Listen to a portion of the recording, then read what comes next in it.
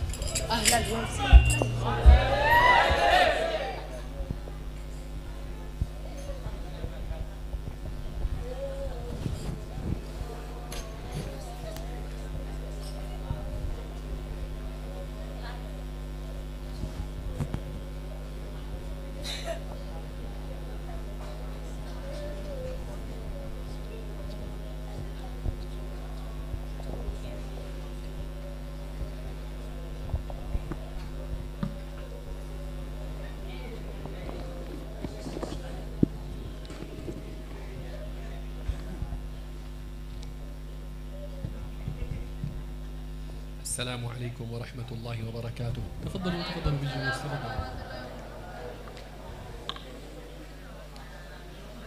بسم الله الرحمن الرحيم. الحمد لله رب العالمين، والصلاة والسلام على سيدنا محمد وعلى آله وصحبه أجمعين. اللهم يا وهاب ألهمنا الصواب وجنبنا الزلل. اللهم علمنا ما ينفعنا وانفعنا بما علمتنا، وزدنا علما وفقها وهدى وإخلاصا وعملا وصلاحا وإصلاحا يا أكرم الأكرمين. اللهم إنا نتبرأ من حولنا وقوتنا إلى حولك وقوتك، لا حول ولا قوة إلا بالله العلي العظيم. أما بعد، فإخوتي طلاب العلم وأبنائي وبناتي، يا من جعل الله سبحانه وتعالى فيكم الخيرة فاختاركم من كثير من الخلق لتسلكوا طريق العلم والعمل، فإن الله سبحانه وتعالى نظر إلى قلوب العباد فاختار منهم من يخدم هذا الدين، ومن أراد الله به خيرا سلك به طريق الخير. وقد قال الحبيب المصطفى صلى الله عليه وسلم: من يرد الله به خيرا يفقهه في الدين. والله ليس بعد إرادة الله بالإنسان الخير أي شيء، أي مطلب، فالمطلب العالي أن يكون ربك الذي خلقك والذي بيده مقاليد السماوات والأرض، أن يكون هو الذي أراد بك الخير. لكن إرادة الله بالعبد الخير هو أن يفقهه في الدين، والفقه في الدين يكون بأي شيء، بأن يجد الطالب ويجتهد ويحصل هذا الفقه العظيم الذي هو شرعة نبينا صلى الله عليه وسلم، هو النور الذي أنزله الله تعالى على قلب الحبيب المصطفى صلى الله عليه وسلم ليخرج الله به عبادا من الظلمات إلى النور. هذا هو الفقه الذي من وعاه يكون مرادا به الخير. ومن سلك هذا الطريق فقد ابتدأ يشم رائحة الخير، فإذا شم الإنسان رائحة الخير عليه أن يسير في هذا الطريق الذي آخره رضوان الله سبحانه وتعالى، الذي فيه مسرات وفيه عطايا من الله سبحانه وتعالى. Assalamualaikum warahmatullahi wabarakatuh.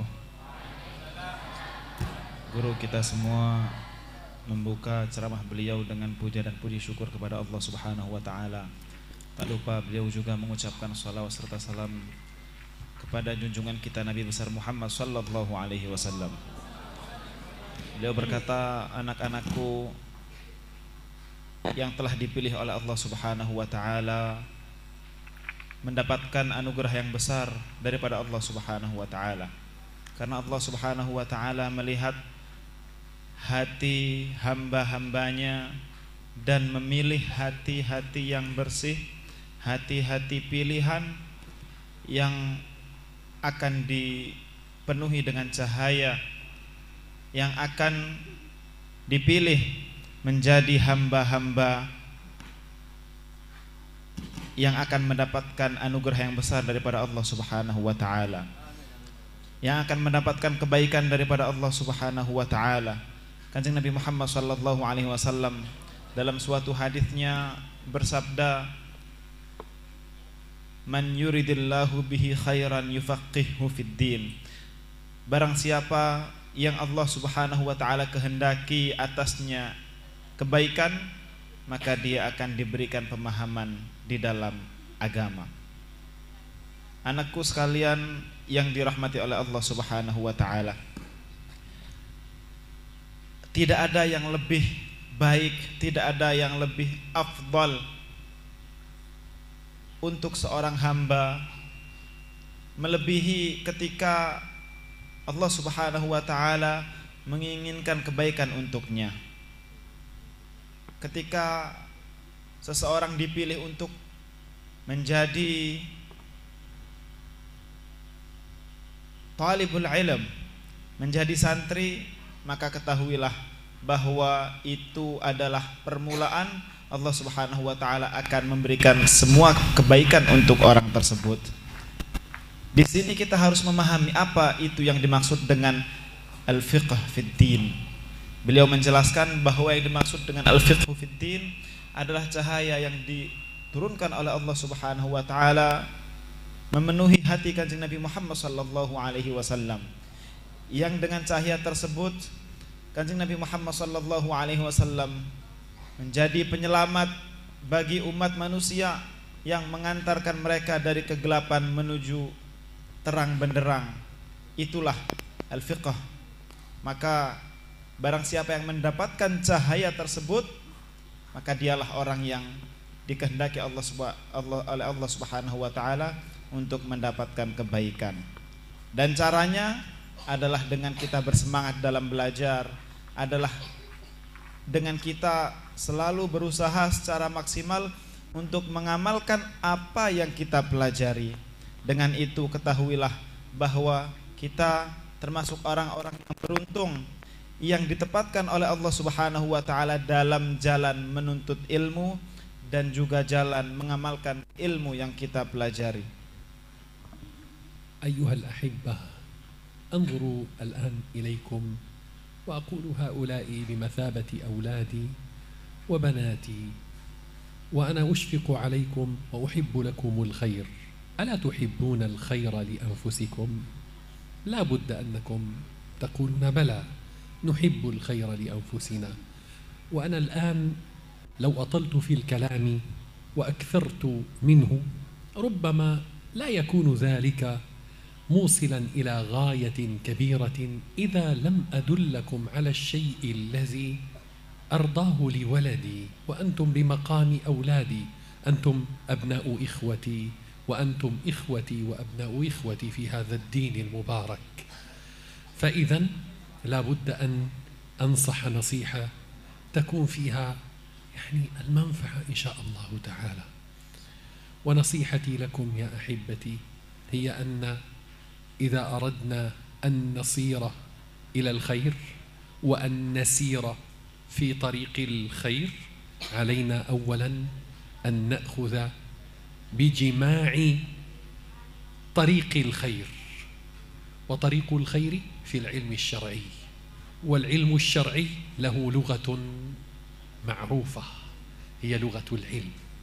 لا بد أن يعاهد كل واحد منكم نفسه وأن يضع غاية بين عينيه، وغاية يسير إليها أن يتعلم اللغة القرآنية، أن يتعرف على هذه اللغة حتى يجيدها، أن يتحرك لسانه بما تحرك به لسان العلماء، أن يجري لسانه بما جرى به لسان سيد الأولين والآخرين صلى الله عليه وسلم، أن يعلم من اللغة ما يجعله يقرأ كلام الله فيفهمه، ما يجعله يتلذذ بالرسالة التي أرسلها الرحمن لبني الإنسان.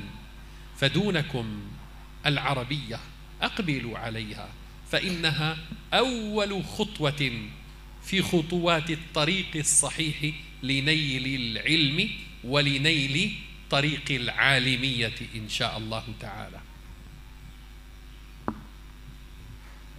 Anak-anakku sekalian yang dirahmati oleh Allah Subhanahu wa taala, ketika saya memandang kalian semua, saya menganggap kalian semua adalah anak-anak saya. Dan ketika kalian semua adalah seperti anak-anak saya, maka kewajiban seorang ayah dalam menasihati anaknya adalah nasihat yang sangat bermanfaat, adalah nasihat yang diperlukan oleh anak-anak itu sendiri. Maka di dalam majelis yang penuh dengan berkah ini, saya akan menyampaikan nasihat untuk anak-anak sekalian. Beliau mengatakan suatu kebaikan untuk kita semua adalah dengan menjalani jalan di jalur al-ilm, jalur kebaikan. Dan ketahuilah, apabila seseorang ingin berjalan di jalur kebaikan, maka jalur tersebut adalah dengan menjalani jalur al-ilmu syar'i. Dan ketahuilah, seseorang tidak akan bisa menjalani jalur al-ilmu syar'i kecuali apabila dia menguasai bahasa daripada al-ilmu syar'i, yang itu berupa bahasa Arab.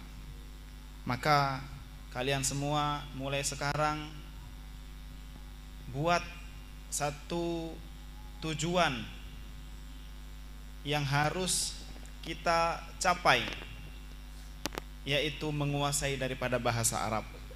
Karena seseorang dengan menguasai bahasa Arab, maka itu menjadi kunci dia bisa menguasai daripada ilmu-ilmu syariah. Buat target, saya harus menguasai bahasa Arab hingga saya bisa berbicara sebagaimana para ulama berbicara. Buat target, saya harus menguasai bahasa Arab sehingga saya bisa menikmati, sehingga saya bisa merasakan bagaimana nikmatnya ketika kita membaca Al-Quran dan kita membaca risalah daripada Allah Subhanahu wa ta'ala kepada kita. Ketahuilah, mempelajari bahasa Arab, menguasai bahasa Arab adalah langkah pertama yang harus dilalui oleh seorang santri dalam menuntut ilmu, dan itu adalah salah satu syarat mutlak apabila seseorang ingin menjadi seorang yang alim. اللغة العربية ليست صعبة كما يقول كثير من الناس، لا، هذه لغة القرآن الذي يسره الله تعالى للحفظ. فإذا كان الله يسر القرآن للذكر فلا بد أنه يسر اللغة أيضا التي هي لغة القرآن للفهم وللمعرفة وللدراسة، غير أن كل شيء في أوله يكون صعبا. فلا ينبغي على الإنسان وعلى الطالب أنه يرى أولا صعوبة في أول الطريق يجدها في كل شيء، حتى إذا أراد أن يقوم إلى اللعب يجد شيئا من الصعوبة في القيام، وإذا أراد أن يقوم للأكل وهو نائم ربما وجد صعوبة. كل شيء في أوله يكون صعبا، ثم يذلل الله صعاب الأمور ويسهلها بالهمة وبالنشاط وبالجد والاجتهاد. فإذا أردت يا أخي أن تتعلم العربية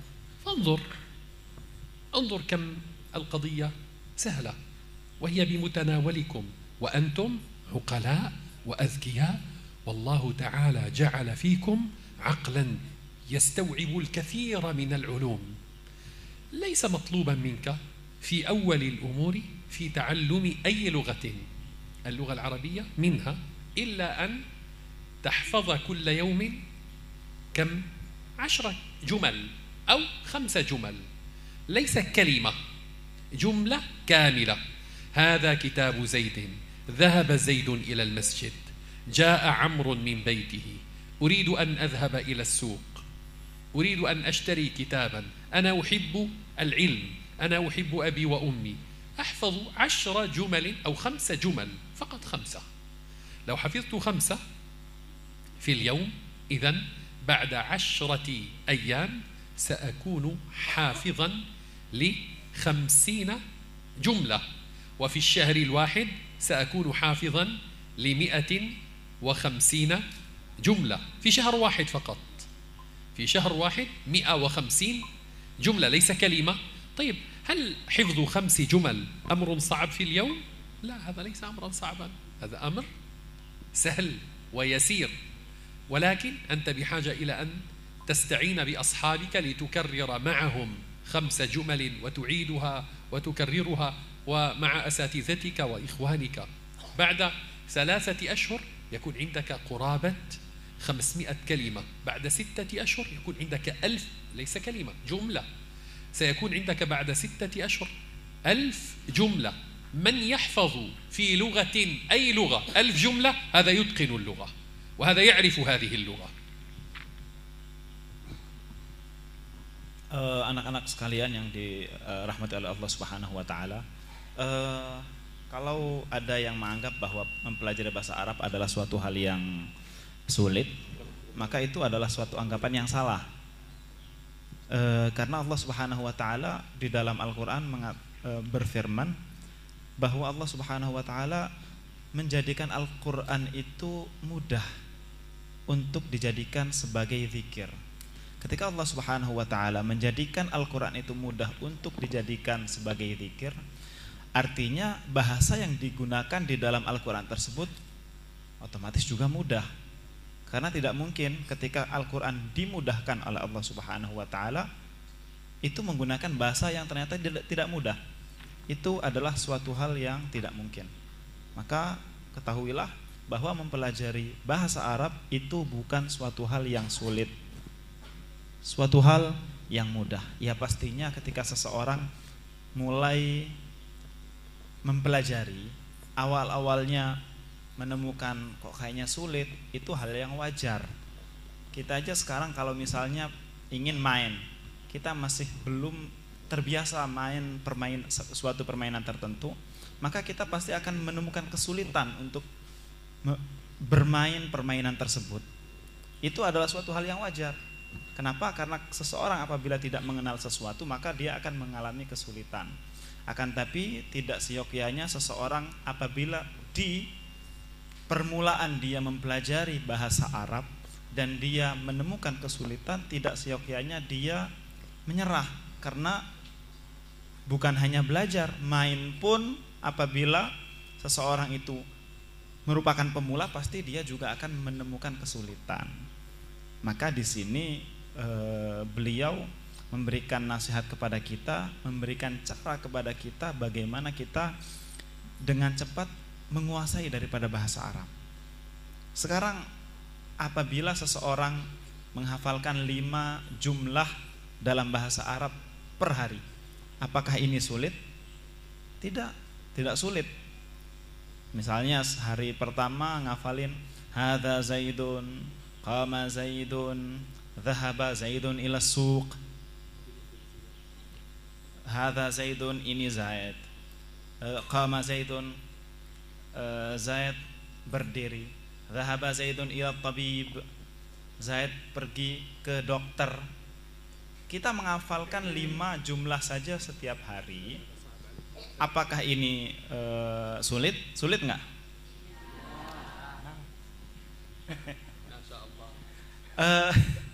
Satu hari 5 jumlah. Sulit apa mudah? Nah, kalau memang mudah, kita kalikan aja sekarang. Kalau misalnya satu hari 5 jumlah dan kita istiqomah menjalankan itu, maka 10 hari kita bisa menghafalkan 50 jumlah. Bukan 50 kalimah, bukan 50 kata, akan tetapi kita menghafalkan 50 jumlah. 1 bulan 150 jumlah. 5 bulan atau 10 bulan kita bisa menghafalkan 1500 jumlah. Dan apabila seseorang menghafalkan 1000 jumlah dalam suatu bahasa, maka itu artinya dia sudah menguasai bahasa tersebut. Maka di sini saran daripada beliau adalah, pertama, kita tidak boleh beranggapan bahwa bahasa Arab itu sulit. Bahasa Arab itu mudah. Karena apa? Karena bahasa Arab adalah bahasa yang digunakan untuk bahasa Al-Quran. Dan Al-Quran dipermudah oleh Allah Subhanahu wa ta'ala. Artinya bahasanya juga mudah. Loh, kalau memang mudah, gimana sih caranya sebenarnya? Nah, ini diberikan tips oleh guru kita semua. Setiap hari kita menghafalkan 5 jumlah. Beliau pertama memerintahkan kita semua jangan 5, 10. Udahlah, gak usah 10. Kalau memang misalnya sulit, 5 aja. 5 jumlah setiap harinya. Apabila kita konsisten melaksanakan hal itu, maka ketahuilah dalam waktu singkat, tidak harus 10 bulan bahkan setahun, mungkin 6 bulan saja kita sudah bisa menguasai daripada bahasa Arab. لا تشتغل في دراسة النحو أولا وأنت تريد أن تتعلم لغة ما. لا تقرأ أولا القواعد. أردت أن تتعلم اللغة الإنجليزية؟ لا تشتغل بالفعل الماضي والفعل الماضي المستمر والفعل الحاضر ولا تشتغل بالقواعد.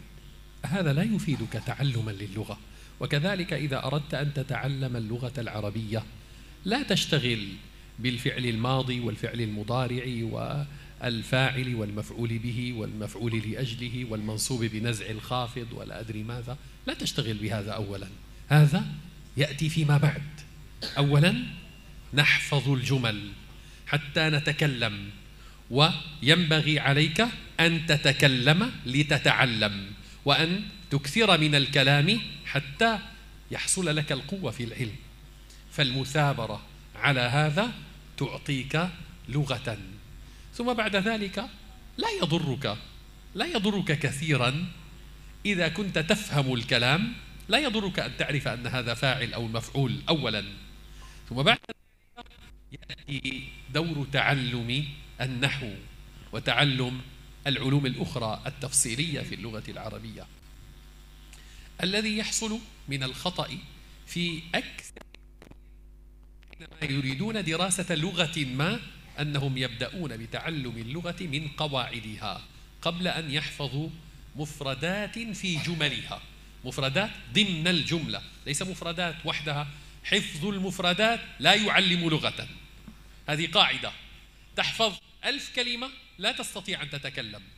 تحفظ 500 جملة تستطيع أن تتكلم. ربما لو حفظت 100 جملة يمكن أن تتكلم بها، لأن بل لو حفظت 10 جمل يمكن أن تجربها. إذا عرفت 10 جمل، مثلا كيف حالك؟ الحمد لله رب العالمين. أين تذهب؟ أنا أذهب إلى السوق.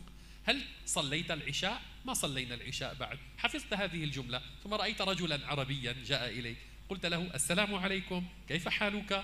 هل جئت؟ هل كذا؟ تستطيع أن تجرب هذه وأنت فقط حفظت 10 جمل، وأنا أرى كثير من هؤلاء الناس الذين حفظوا 10 جمل ويجربون ما حفظوا علينا. أرى كثيرا من هؤلاء وأنا أفرح بهذا، هذا يسعدنا ويفرحنا. لكن إذا حفظت 100 كلمة وهي كلمات ليست في جمل، أنت لا تستطيع أن تتكلم. فالقاعدة ألا تحفظ المفردات إلا وهي في جمل.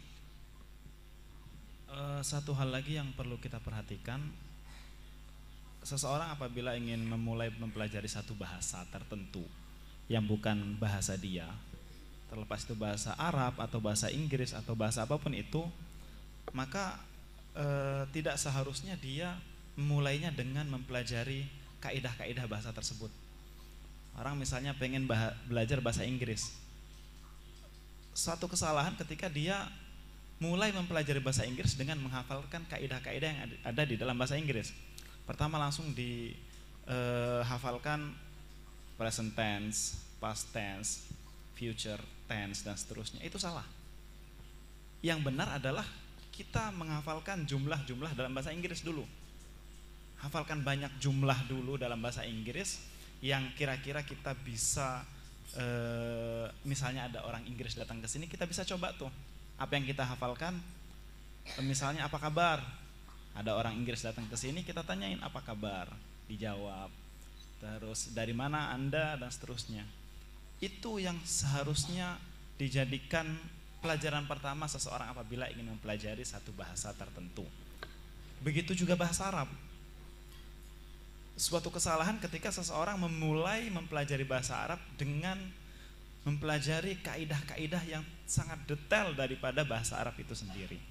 Mungkin kalau hanya mengetahui ini fa'il, ini maf'ul, oke. Akan tapi untuk benar-benar mendetail daripada mempelajari kaidah dan itu dijadikan permulaan seseorang mempelajari bahasa Arab, maka itu adalah satu metode yang kurang tepat. Ada juga satu hal yang banyak dilakukan dan itu kurang tepat, yaitu ketika seseorang ingin mempelajari satu bahasa, misalnya bahasa Arab, dengan memulainya dengan menghafalkan mufradat. Bahasa Inggris pun seperti itu. Seseorang ingin belajar bahasa Inggris ngafalin 100 mufradat. Bahasa Arab 100 mufradat dulu. Itu kurang tepat. Yang seharusnya dipelajari oleh pemula adalah dia mempelajari mufradat dalam jumlah. Jadi seseorang tidaklah menghafalkan mufradat kecuali dalam satu jumlah yang benar. Kalau satu orang menghafalkan 100 mufradat, dia tidak akan bisa menggunakan mufradat-mufradat yang dia hafal. Beda kalau yang dihafalkan adalah 100 jumlah, maka dia akan sangat mudah untuk berbicara dengan menggunakan bahasa Arab atau bahasa yang lain.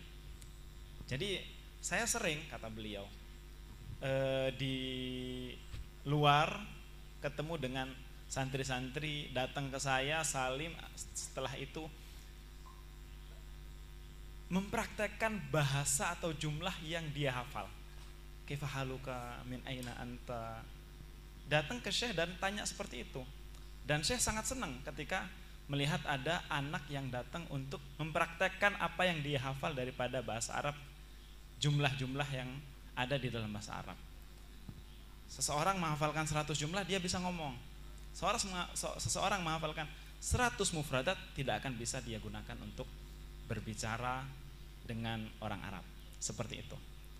Setelah seseorang itu misalnya hafal banyak jumlah dalam bahasa Arab, setelah itu mungkin datang waktunya dia mempelajari kaidah-kaidah dalam bahasa Arab dengan detail. Itu baru waktunya.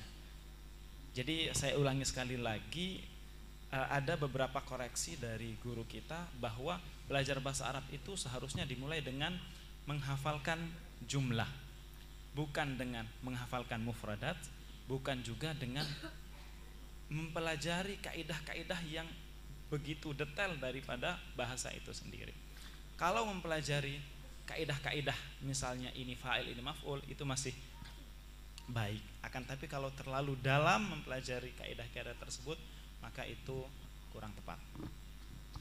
نعم أيها الأحبة، هذا الموضوع، موضوع تعلم العربية، موضوع مهم، وأنا أحسب أن كل واحد فيكم يحب أن يتعلم لغة القرآن، حتى إذا أخذ كتاب ربه سبحانه وتعالى قرأ الرسالة التي أرسلها الله سبحانه وتعالى إلى بني الإنسان. ليس بينه وبين الله تعالى ترجمان، وإنما يقرأ فيفهم.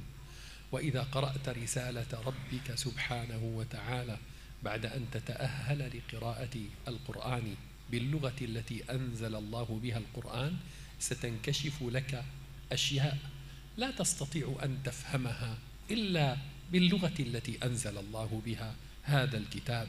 فاللغة العربية لغة واسعة جميلة جدا وعذبة ولذيذة، لا يمكن أن توصف إلا إذا تعرفت عليها. وأنا يمكن أن أمتدحها فلا تفهم مدحي لها، لكنك إذا تعرفت عليها وذقت جمالها وذقت لذاذتها، حينها ستعرف حقيقة ما أقول. Allah Subhanahu wa Ta'ala menurunkan Al-Quran untuk hambanya. Ini adalah risalah yang diturunkan oleh Allah Subhanahu wa Ta'ala untuk hambanya. Jadi ketika kita mendapatkan surat, mendapatkan risalah dari zat yang paling kita cintai, maka seharusnya kita berusaha untuk bisa membaca itu secara langsung, agar kita bisa menikmati bagaimana munajah dengan Allah Subhanahu wa Ta'ala. Itu salah satu tujuan kita mempelajari daripada bahasa Arab. Maka kita harus benar-benar total, benar-benar bersemangat kita mempelajari daripada bahasa Arab. Agar apa? Agar kita bisa merasakan bagaimana nikmatnya kita bermunajah dengan Allah Subhanahu wa Ta'ala. Dengan membaca Al-Qur'annya kita faham, kita membaca hadis-hadis Kanjeng Nabi Muhammad SAW, kita langsung memahami secara langsung tanpa adanya terjemah. Misalnya kita dapat surat dari istri kita misalnya yang udah menikah, kita nggak tahu bahasa yang digunakan oleh istri kita, kita manggil penerjemah, kan nggak etis seperti itu. Oleh karena itu seharusnya kita sebagai umat muslim benar-benar mengupayakan agar kita bisa langsung memahami daripada risalah yang diturunkan oleh Allah Subhanahu wa Ta'ala untuk hamba-hambanya. Ikhwani wa abnai wa banati, as'alullah subhanahu wa ta'ala أن يبعث فيكم الهمة والنشاط والجدة والاجتهاد على طلب العلم. واعلموا يا أبنائي أن العلم بحاجة إلى نية صالحة تكون سببا في الانطلاق في سبيل العلم وطريقه، وبحاجة إلى صبر ومصابرة وجهد ومجاهدة، بحاجة إلى تكرار ومذاكرة، معاودة ومعاودة، ومراجعة ومذاكرة، ومذاكرة بعد مذاكرة. هذا شأن العلم، يحتاج إلى المذاكرة، حياة العلم بالمذاكرة. فإذا أردت أن يثبت في نفسك شيء من العلم فعليك أن تكرره، ثم بعد تكراره تزيده تكرارا، وبعد زيادة التكرار أيضا تراجعه وتعاوده بالحفظ مرة بعد مرة وحينا بعد حين. فالشيء الذي حفظته بعد شهر ينبغي أن ترجع إليه، وبعد فترة ينبغي أن تتعهده بالمذاكرة حتى يحفظ الله عليك ما اجتهدت في تحصيله. وإلا فما فائدة من يجمع العلم ويضعه في وعاء قلبه، ووعاء قلبه مثقوب تتساقط منه المعلومات.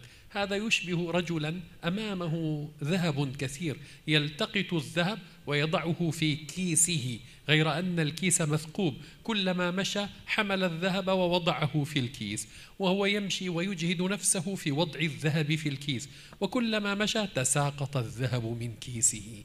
ما فائدة هذا الذهب وما فائدة هذا التعب الذي تعبه في تحصيل هذا الذهب؟ ما في فائدة، لا فائدة منه. فلا بد من المحافظة على العلم بمذاكرته ومراجعته وتكراره والمعاودة بين الحين والآخر. Para anak-anak yang dirahmati oleh Allah Subhanahu wa taala, mencari ilmu itu membutuhkan semangat, membutuhkan sabar, membutuhkan mudzakarah, membutuhkan murajaah. Semoga Allah Subhanahu wa taala memberikan kesabaran untuk kita semua. Semoga Allah Subhanahu wa taala memberikan kita semangat untuk mencari ilmu. Anak-anak sekalian yang dirahmati oleh Allah Subhanahu wa taala, seseorang apabila mencari ilmu, maka salah satu kewajiban yang harus dia lakukan adalah dengan murajaah, adalah dengan mudzakarah. Seseorang apabila menghafal satu ilmu, maka untuk terus menghidupkan ilmu yang dia hafal tadi adalah dengan memurajaah ilmu yang dia hafal tersebut.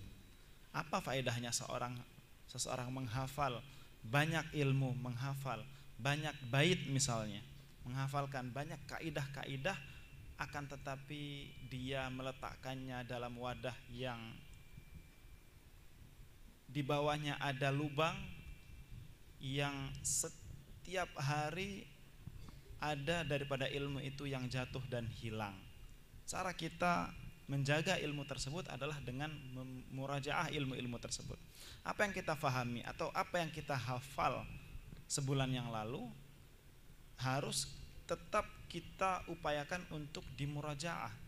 Jangan sampai kita seperti orang yang mengumpulkan emas di dalam karung yang berlubang. Kita mengumpulkan banyak-banyak, akan tetapi emas itu jatuh semua dari lubang yang ada di karung tersebut. Apa faedahnya kita mengumpulkan? Apa faedahnya kita capek-capek mengumpulkan segitu banyak emas? Tidak ada faedahnya.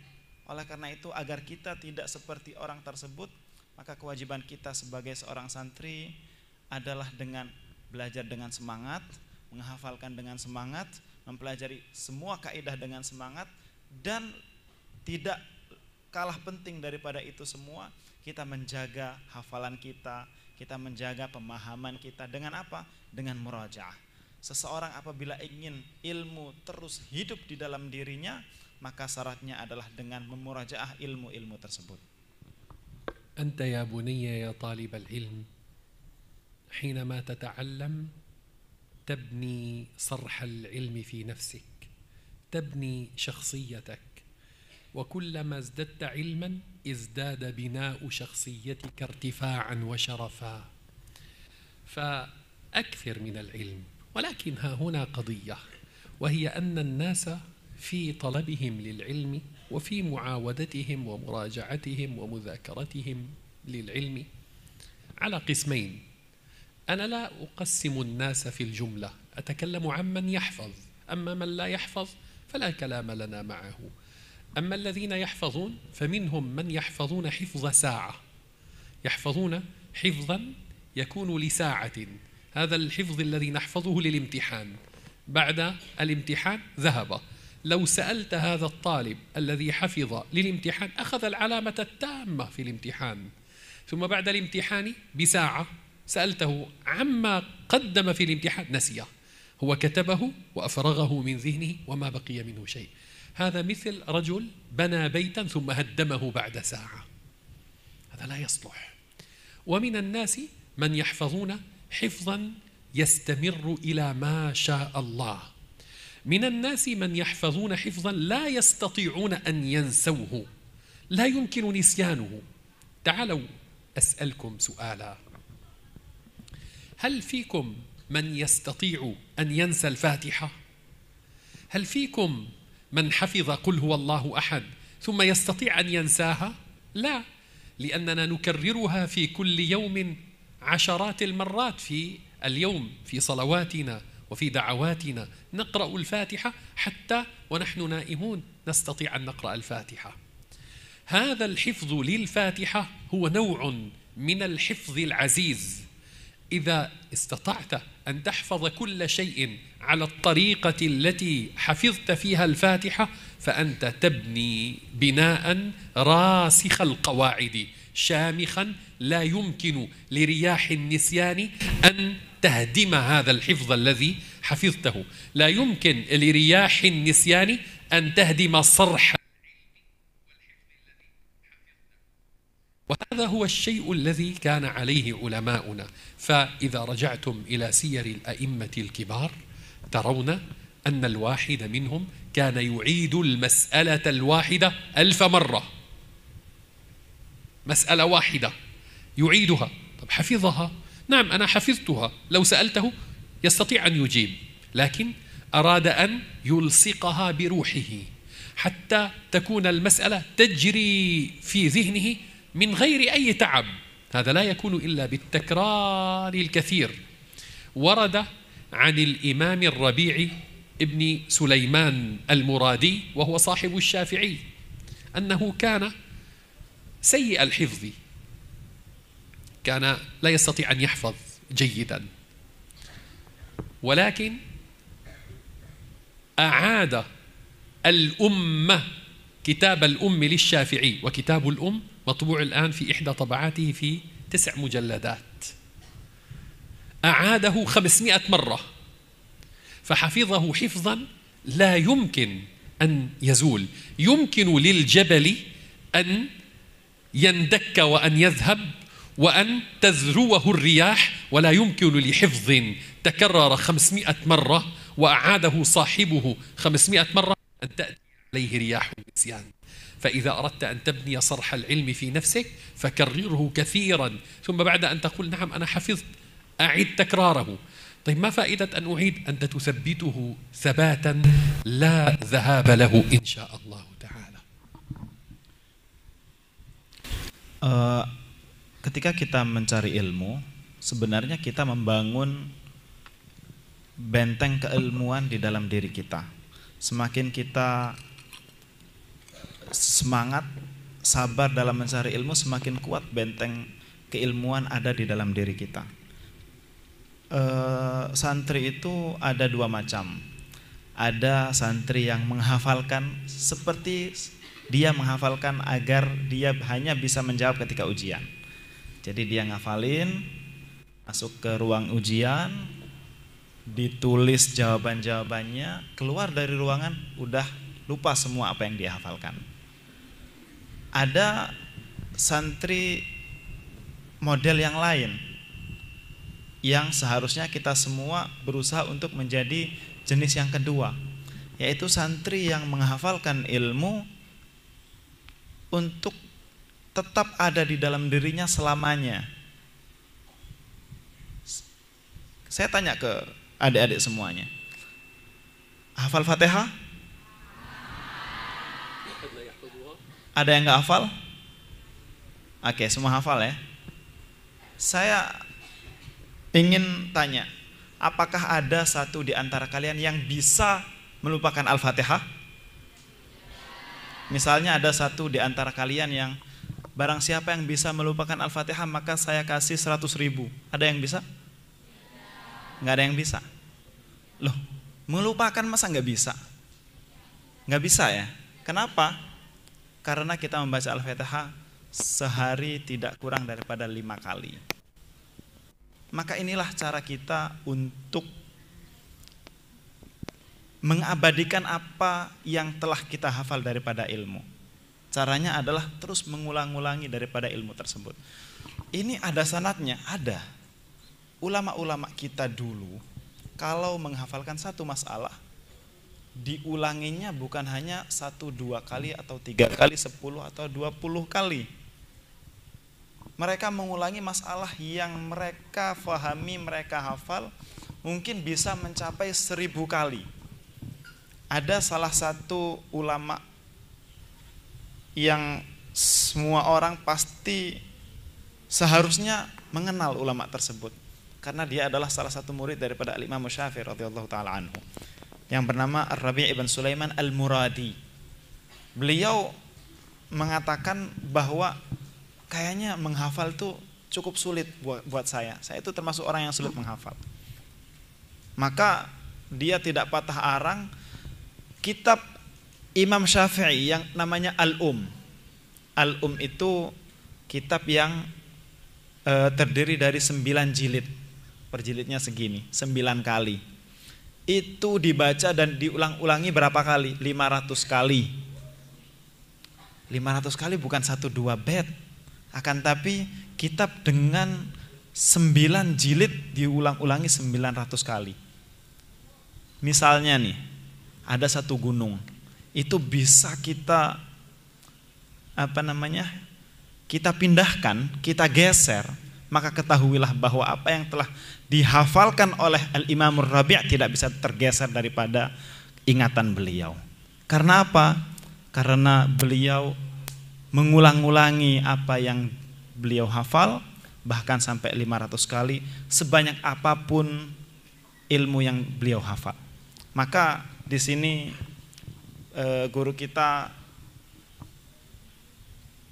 terus mengulang-ulangi bagaimana pentingnya kita belajar dan memurajaah, belajar dan memudzakarah. Untuk apa? Agar ilmu yang ada di dalam diri kita terus hidup. Hayatul ilmi bil mudzakarah. Apabila seseorang ingin di dalam dirinya terus hidup daripada ilmu-ilmu syariah, maka kuncinya adalah mudzakarah, kuncinya adalah mengulang-ulangi apa yang dia faham dan hafal. ونسأل الله سبحانه وتعالى أن يفيض عليكم من أنواره وفضائله وعلومه وفهومه سبحانه وتعالى التي يوزعها بين عباده، وأن يكون لكم من علوم الدين والدنيا الشيء الكثير والحظ الوافر. ونسأل الله سبحانه وتعالى لهذا المعهد، معهد الرشاد، أن يكون على أحسن حال، وأن يكون طلابه طلاب علم بحق، وأن يكون هذا المعهد معهدا مباركا يخرج العلماء والصلحاء والأولياء. ونسأل الله سبحانه وتعالى أن يجعلنا وإياكم ممن اعتصم بالحق وتمسك بمذهب الحق، مذهب أهل السنة والجماعة، فكرا وعقيدة وفقها وسلوكا. ونسأل الله سبحانه وتعالى أن يبارك بحياة أخينا الشيخ القائم المؤسس لهذا المعهد القائم عليه، وأن يبارك في حياة الأساتذة والمعلمين والمعلمات، وأن يبلغكم في أنفسكم وفي أهليكم وفي أحبابكم وفي طلابكم ما ترجون وترغبون. ونسأل الله سبحانه وتعالى أن يجعلنا معكم في الأجر مشتركين. والله ولي التوفيق، والحمد لله رب العالمين.